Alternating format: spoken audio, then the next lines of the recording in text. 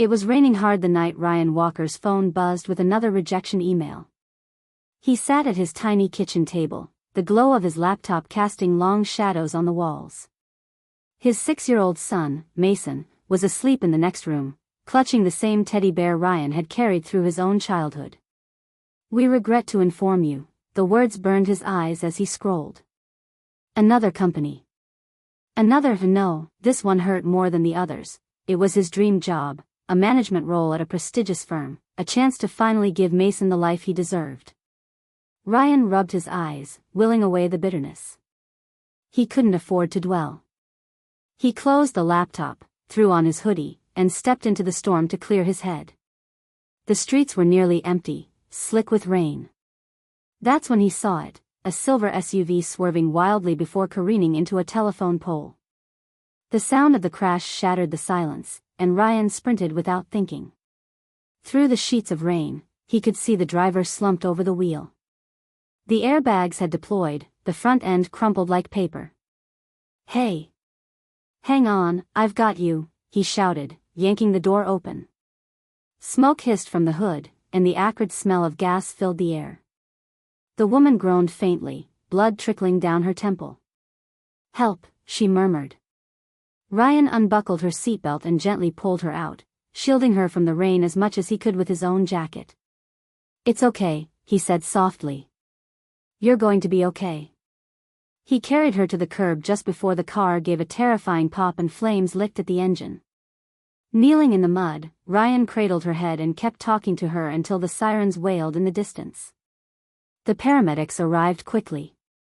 Before she was loaded into the ambulance, she grabbed his hand, her voice weak but insistent. "Thank you," she whispered, her eyes glassy but locked on his. Ryan forced a smile. Anyone would have done the same. But the look in her eyes said otherwise. A week later, Ryan was back at his kitchen table, helping Mason with his math homework when his phone rang. He almost didn't answer when he saw it was an unknown number. "Hello? Mr. Walker?" The voice was warm, confident, familiar somehow. "This is Emma Carter." He frowned. "I'm sorry, do I know you?" "I'm the woman you pulled from that car last week."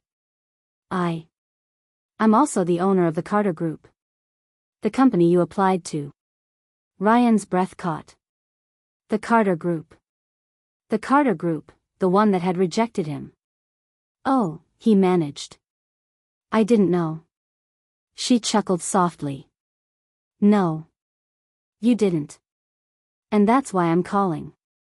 I reviewed your application again. And I think there's been a mistake. We'd like you to come in tomorrow. If you're still interested, the position is yours." Ryan was speechless. "You didn't even hesitate that night," Emma continued. "You didn't know me, didn't know who I was or what I could offer you. You just helped. People like you are rare, Mr. Walker. And I want people like you on my team." Ryan swallowed hard, fighting back tears. "Thank you," he said hoarsely. "No," she said gently. "Thank you." The next morning, Ryan put on his best suit and walked Mason to school, his heart lighter than it had felt in years. As he hugged his son goodbye, Mason looked up at him and asked, "Daddy, are you happy today?"